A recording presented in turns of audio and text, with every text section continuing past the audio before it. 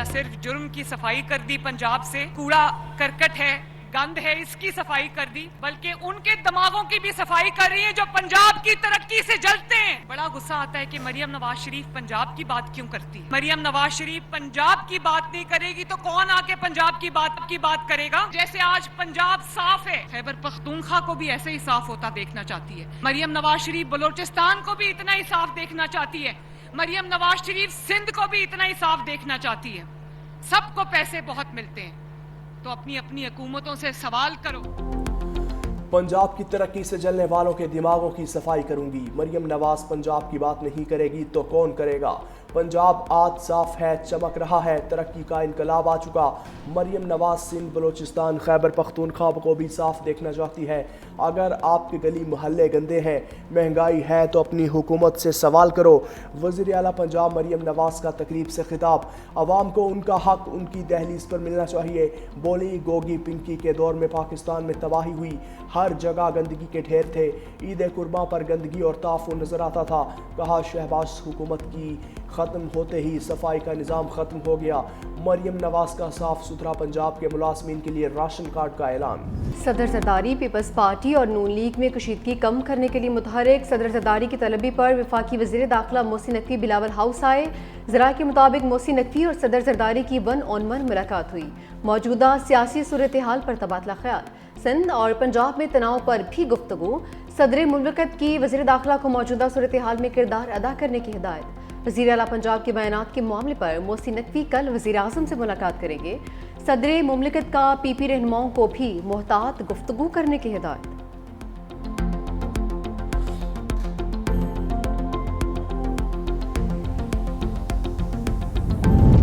وزیر اعلیٰ پنجاب معافی کیوں مانگے؟ سندھ حکومت کی طرف سے بہت معافیاں ادھار ہیں۔ سندھ والے ہر بات پر سم کارڈ کھیلتے ہیں۔ پیپلز پارٹی نے وفاق کو کمزور کرنے کے لیے پنجاب کو نشانہ بنایا۔ مجھے سمجھ نہیں آ رہا کہ پیپلز پارٹی چاہتی کیا ہے۔ وزیر اطلاعات پنجاب عظمہ بخاری نے کہا سندھ کو پنجاب کے معاملات میں کیوں گھسنا ہے؟ سیلاب کے معاملے پر پیپلز پارٹی نے کہاں مدد کی؟ بی آئی ایس پی کی بنیاد پر پنجاب حکومت پر یلغار کی۔ بلاول بھٹو نے اچھے انداز میں پوری دنیا میں پاکستان کا مقدمہ لڑا۔ پی ٹی آئی اپنا گھر درست کرے، ہمیں مشورے دینے کی ضرورت نہیں۔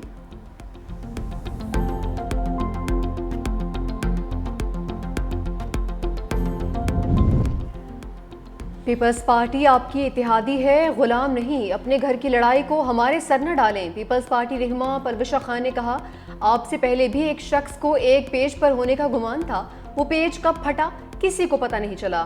آپ کو پھر بھی پیپلز پارٹی کی ضرورت پڑے گی۔ کوئی پارٹی کسی ایک صوبے کو اپنی جاگیر نہیں قرار دے سکتی۔ پیپلز پارٹی کا کوئی بھی عہدیدار یا رکن ملک چھوڑ کر نہیں بھاگا۔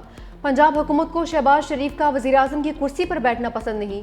وقار مہدی نے کہا کہ پنجاب حکومت بوکھلاہٹ کا شکار ہے۔ سندھ حکومت نے سیلاب کو بہترین طریقے سے مینج کیا ہے۔ پیپلز پارٹی نے کبھی صوبائی تقسیم کا نعرہ نہیں لگایا۔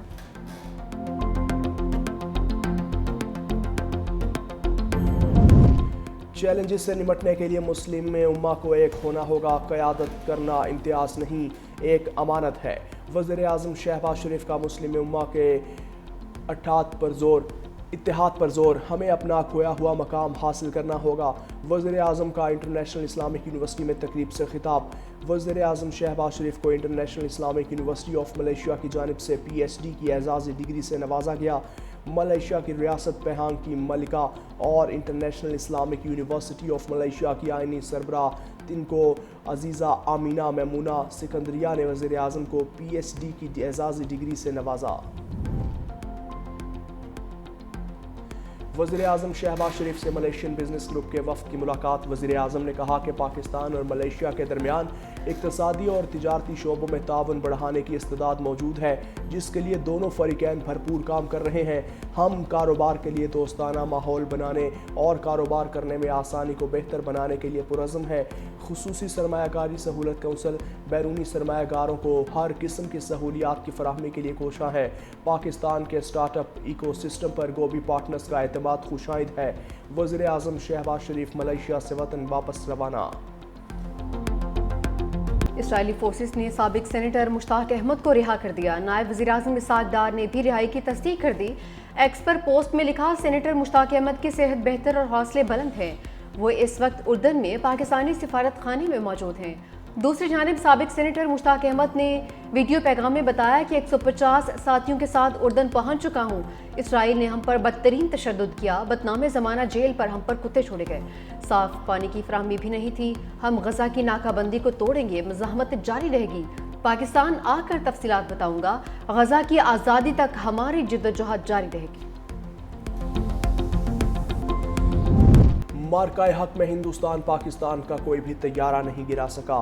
امریکی صدر ڈونلڈ ٹرمپ 7 بھارتی طیارے مار گرائے جانے کی تصدیق کر چکے. پاکستان بھارت کے ساتھ ہتھیاروں کی دوڑ میں شامل نہیں. پاکستان نے کبھی بھی اعداد و شمار اور حقائق سے کھیلنے یا چھپانے کی کوشش نہیں کی. DGISPR کا غیر ملکی جریدے بلومبرگ کو انٹرویو. کہا ہماری فوجی حکمت عملی ہمیشہ مؤثر اور کارگر پلیٹ فارمز اور اندرونی پاکستانی ٹیکنالوجی کو شامل کرنا رہی. ہم ہر قسم کی ٹیکنالوجی چاہے وہ خود ساختہ ہو یا مشرقی اور مغربی ہو کے حصول کے لیے تیار رہتے ہیں. پاکستان چینی ہتھیاروں کے ساتھ ساتھ امریکی ساختہ F-16 طیاروں کا استعمال بھی کرتا ہے.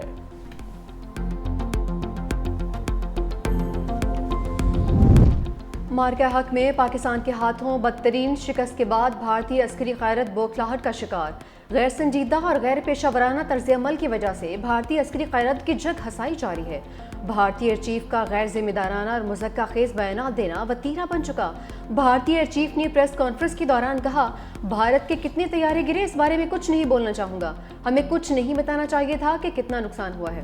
جنگی جنون میں مبتلا بھارتی فوجی قیادت کی پیشہ ورانہ قابلیت پہلے ہی دنیا کے سامنے آ چکی ہے.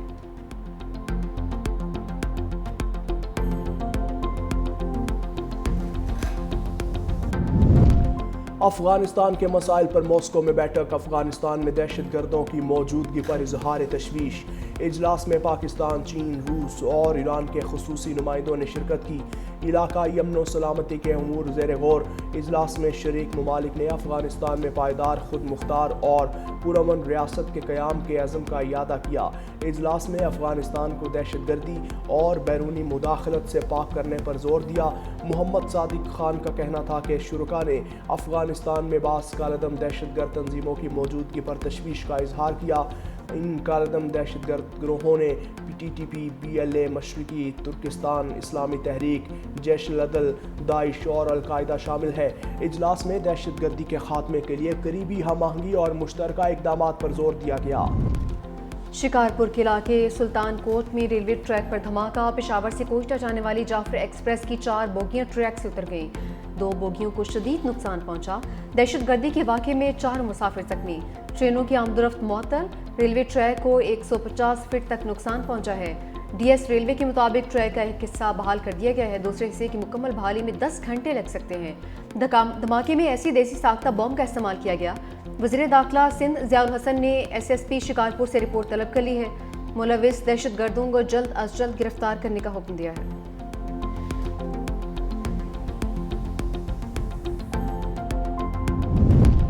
IMF کا پاکستان سے پھر ڈو مور کا مطالبہ. کھاد پر ٹیکس بڑھانے، کیڑے مار ادویات پر ایکسائز ڈیوٹی لگانے کا مطالبہ. حکومت نے حالیہ سیلاب کے باعث سے 1 سال کی مہلت مانگ لی. سالانہ ٹیکس ہدف میں شارٹ فال کے تناسب سے کمی کی تجاویز. ٹیکس محصولات میں کمی کو پورا کرنے کے لیے اضافی ٹیکس کی تجویز. پاکستان اور IMF کے درمیان اقتصادی جائزہ مذاکرات جاری.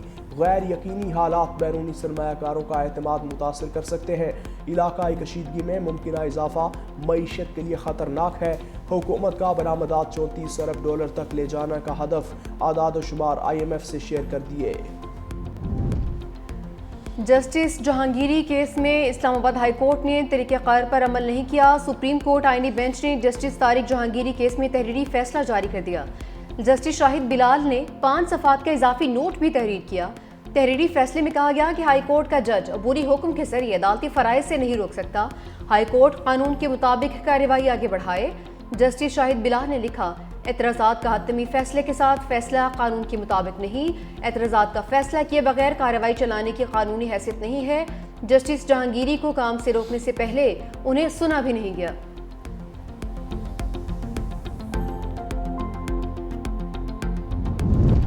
اسلام آباد ہائی کورٹ میں توشہ خانہ 2 کیس کی سماعت. وکیل سلمان صفدر نے کہا توشہ خانہ میں پہلا ایک کیس بنایا پھر دوسرا کیس بنا. اگر پروسیکیوشن نے کیس کو چلانا تھا تو روکا کیوں؟ چلا لیتے. توشہ خانہ 1 میں سزا سنائی گئی تو ہائی کورٹ کے ڈویژن بینچ نے سزا معطل کر دی۔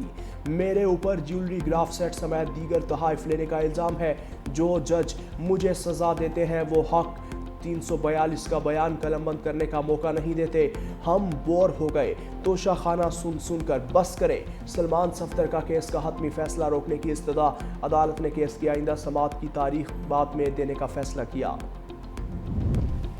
بانی پی ٹی آئی سمیت دیگر کے خلاف 9 مئی جی ایچ کیو حملہ کیس کی سماعت۔ بانی پی ٹی آئی عدالت کے طلب کرنے کے باوجود پیش نہیں ہوئے۔ طلب کردہ 3 گواہوں کے بیانات قلم بند بھی نہیں ہو سکے۔ کیس کی سماعت بغیر کارروائی کے 20 اکتوبر تک ملتوی۔ بانی پی ٹی آئی کے وکلاء کی بانی سے ملاقات کی استدعا منظور۔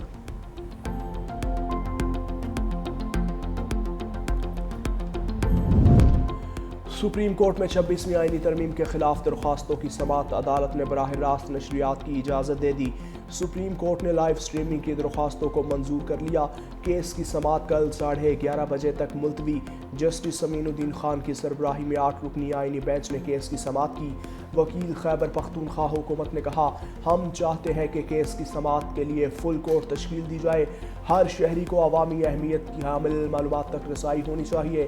جسٹس جمال مندوخیل نے کہا کہ ہمارا المیہ ہے کہ ہم ہر چیز کا غلط استعمال کرتے ہیں۔ ہم نے لائیو سٹریمنگ سے لوگوں کو تعلیم دینا چاہی لیکن ہم ایکسپوز ہو گئے۔